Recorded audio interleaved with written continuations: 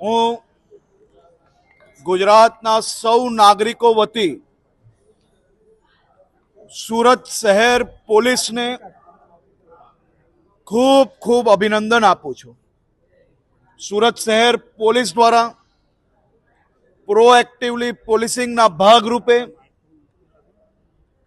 10 જેટલા ડુપ્લિકેટ ડોક્ટરોને પકડવાની છેલ્લા અનેક દિવસોથી ઇન્ફોર્મેશનના માધ્યમથી આ લોકો પર નજર બનાવીને સૌને રંગે હાથ પકડવામાં સફળતા પ્રાપ્ત કરી છે. કોંગ્રેસી નેતા રસેશ ગુજરાતી દ્વારા આ અસામાજિક તત્વોને ડુપ્લિકેટ ડોક્ટર